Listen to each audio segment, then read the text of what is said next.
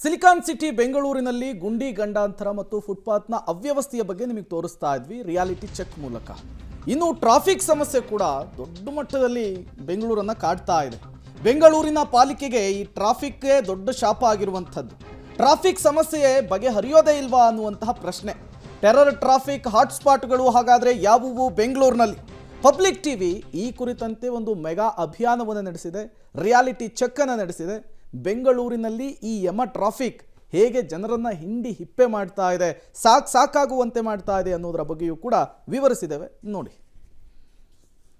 ಬೆಂಗಳೂರಿನ ಈಗಿನ ಪರಿಸ್ಥಿತಿಯನ್ನ ಭಗವಂತ ಬಂದರೂ ಕೂಡ ಇನ್ನೆರಡು ಮೂರು ವರ್ಷ ಸರಿ ಮಾಡೋದಕ್ಕೆ ಸಾಧ್ಯವೇ ಇಲ್ಲ ಅನ್ನೋ ಮಟ್ಟಿಗೆ DCM DK ಶಿವಕುಮಾರ್ ಬೆಂಗಳೂರು ಉಸ್ತುವಾರಿ ಸಚಿವರು ಹೇಳಿದಂತಹ ಮಾತೇನಿದೆ ಇದು ಒಂದಷ್ಟು ಆಕ್ರೋಶಕ್ಕೆ ಕಾರಣವಾಗಿದೆ.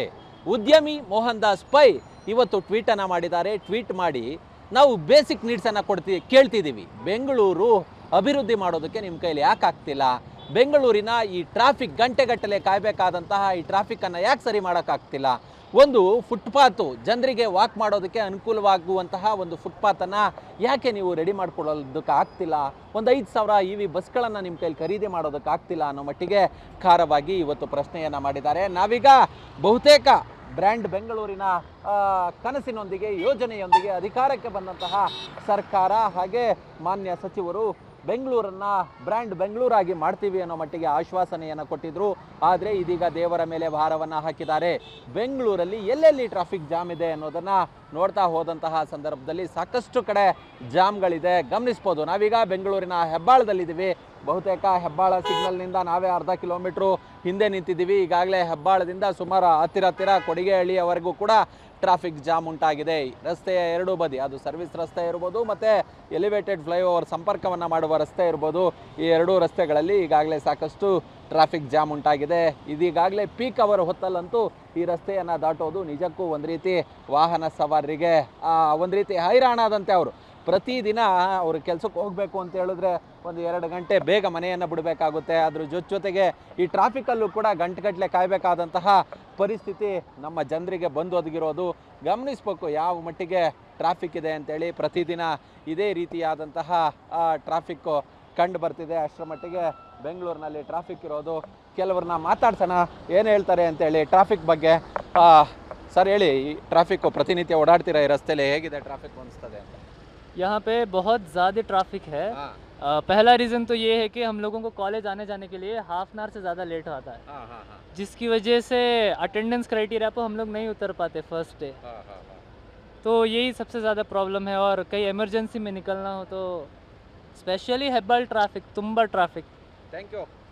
ಇಲ್ಲಿ ಯಾವ ರಸ್ತೆಯಲ್ಲಿ ಯಾವಾಗ ಜಾಮ್ ಆಗುತ್ತೆ, ಯಾವ ಕಾರಣಕ್ಕೆ ಜಾಮ್ ಆಗುತ್ತೆ ಅನ್ನೋದು ಊಹೆ ಮಾಡ್ಕೊಳೋದಕ್ಕೂ ಆಗೋದಿಲ್ಲ. ರಜಾ ದಿನಗಳ ಅಥವಾ ಕೆಲಸದ ದಿನಗಳ ಅನ್ನೋದು ಕೂಡ ಏನು ಗೊತ್ತಾಗದಂತೆ ವಾರದ 7 ದಿನಗಳಲ್ಲೂ ಕೂಡ ಫುಲ್ ಟ್ರಾಫಿಕ್ ಜಾಮ್ ಆಗುವ ಉಂಟಾದಂಥ ಸ್ಥಿತಿ ಕಾಣ್ತಾ ಇರುವಂಥದ್ದು. ನಾನೀಗ ಆ ಗೊರಗುಂಟೆಪಾಳ್ಯ ಸಿಗ್ನಲಲ್ಲಿರುವಂಥದ್ದು. ಗೊರಗುಂಟೆಪಾಳ್ಯ ಸಿಗ್ನಲ್ ಏನಿದೆ, ಇದು ಬೆಂಗಳೂರಿನಿಂದ ಹೊರಗಡೆ ಹೋಗುವಂಥ ರಸ್ತೆಯ ಪ್ರಮುಖ ರಸ್ತೆ ಅಂತ ಹೇಳ್ಬೋದು. ಸುಮಾರು 15ಕ್ಕೂ ಹೆಚ್ಚು ಡಿಸ್ಟಿಕ್ಗಳಿಗೆ ಕನೆಕ್ಟಿವಿಟಿ ಕೊಡುವಂಥ ಈ ಸಿಗ್ನಲ್ ಏನಿದೆ, ಪ್ರತಿದಿನ ಸಂಜೆ 5 ಗಂಟೆ ನಂತರದಲ್ಲಿ ಟ್ರಾವೆಲ್ ಮಾಡಬೇಕು ಅಂದರೆ ಸಾಕಷ್ಟು ಸಮಸ್ಯೆ ಆಗುತ್ತೆ. ಮತ್ತು ಈ ಗೊರಗುಂಟೆಪಾಳ್ಯ ಸಿಗ್ನಲ್ ದಾಟೋದಕ್ಕೆ ಕೂಡ ಕನಿಷ್ಠ 15ರಿಂದ 20 ನಿಮಿಷಕ್ಕೂ ಹೆಚ್ಚು ಸಮಯ ಹಿಡಿಯುತ್ತೆ. ಪೀಕ್ ಅವರ್ಗಳಲ್ಲಿ ಅದು ಅರ್ಧ ಗಂಟೆಗೂ ಹೆಚ್ಚು ಕಾಲ ಹಿಡಿಯುವಂಥದ್ದು. ಅದರಲ್ಲೂ ಕೂಡ ಇತ್ತೀಚೆಗೆ ನಗರದಲ್ಲಿ ಟ್ರಾಫಿಕ್ ಸಮಸ್ಯೆ ಹೆಚ್ಚಾಗ್ತಾ ಇರುವಂಥದ್ದು. ಬಹುತೇಕ ಮೆಟ್ರೋ ಸಂಚಾರಕ್ಕಾಗಿ ಎಲ್ಲ ಕಡೆ ಮೆಟ್ರೋ ವರ್ಕ್ ನಡೀತಾ ಇದೆ. ಮತ್ತೊಂದು ಕಡೆ ವೈಟ್ ಟ್ಯಾಪಿಂಗ್ ನಡೀತಾ ಇದೆ. ಅದರ ಮಧ್ಯದಲ್ಲಿ BWSSB BBMP ಅಧಿಕಾರಿಗಳು ಕೂಡ ಸಾಕಷ್ಟು ಕಡೆಗಳಲ್ಲಿ ರಿಪೇರಿ ಮಾಡ್ತಾ ಇದ್ದಾರೆ. ಆ ಹಿನ್ನೆಲೆಯಲ್ಲಿ ನಗರದ ಬಹುತೇಕ ಕಡೆಗಳಲ್ಲೂ ಕೂಡ ಇದೇ ರೀತಿಯಾಗಿ ಜಾಮ್ ಆಗಿದೆ. ಗೊರಗುಂಟೆಪಾಳ್ಯದ ಆ ಕಡೆ ರಿಂಗ್ ರಸ್ತೆಯಿಂದ ಬರುವಂಥ ವಾಹನಗಳಾಗ್ಬೋದು, ಮತ್ತು ಈ ಕಡೆ ಸಿಟಿಯಿಂದ ಈಚೆ ಬರುವಂಥ ವಾಹನಗಳಾಗ್ಬೋದು, ಎಲ್ಲ ಕಡೆಗಳಲ್ಲೂ ಕೂಡ ಗಂಟೆಗಟ್ಟಲೆ ಜಾಮ್ ಆಗ್ತವೆ. ಈ ರಸ್ತೆಯನ್ನು ಅಂದರೆ ಈ ಸಿಗ್ನಲನ್ನು ಕ್ಲಿಯರ್ ಮಾಡೋದಕ್ಕೆ ಏನು ಪೊಲೀಸರು ಕೂಡ ಸಾಕಷ್ಟು ಪ್ರಯತ್ನಗಳು ಮಾಡಿದರು. ಬೇರೆ ತಜ್ಞರನ್ನು ಕರೆಸಿ ಇವನ್ನೆಲ್ಲ ಕ್ಲಿಯರ್ ಮಾಡೋದು ಹೇಗೆ ಅಂತ ಕೂಡ ಎಲ್ಲ ಕಡೆ ಚೆಕ್ ಮಾಡಿದ್ರು ಕೂಡ ಇಲ್ಲಿವರೆಗೂ ಕೂಡ ಅದನ್ನು ಕ್ಲಿಯರ್ ಮಾಡೋದಕ್ಕೆ ಆಗ್ತಾಯಿಲ್ಲ. ಈ ಕಡೆ ಜನರು ಕೂಡ ಅದೇ ಸಮಸ್ಯೆಯಲ್ಲಿ ಬಳಲ್ತಾ ಇರುವಂಥದ್ದು. ಈಗ ಸಿಕ್ಕಾಪಟ್ಟೆ ಟ್ರಾಫಿಕ್ ಜಾಮ್ ಆಗ್ತಾ ಇದೆ. ಏನೋ ಮಾತಾಡ್ತೀರಾ? ಟ್ರಾಫಿಕ್ ಜಾಮು ಆಗ್ತಾ ಇದೆ. ಈ ಕಡೆ ಮೆಟ್ರೋ ಚಾರ್ಜಸ್ ಜಾಸ್ತಿ ಮಾಡ್ತಿದ್ದಾರೆ. ಈ ಟ್ರಾಫಿಕ್ ಜಾಮು ಇನ್ನೆಲ್ಲಿಂದ ಕ್ಲಿಯರ್ ಆಗುತ್ತೆ? ಈಗ ಇವತ್ತು ಡಿ ಕೆ ಶಿವಕುಮಾರ್ ಸ್ಟೇಟ್ಮೆಂಟ್ ಕೊಟ್ಟವ್ರು ಎಲ್ಲ ಕಡೆ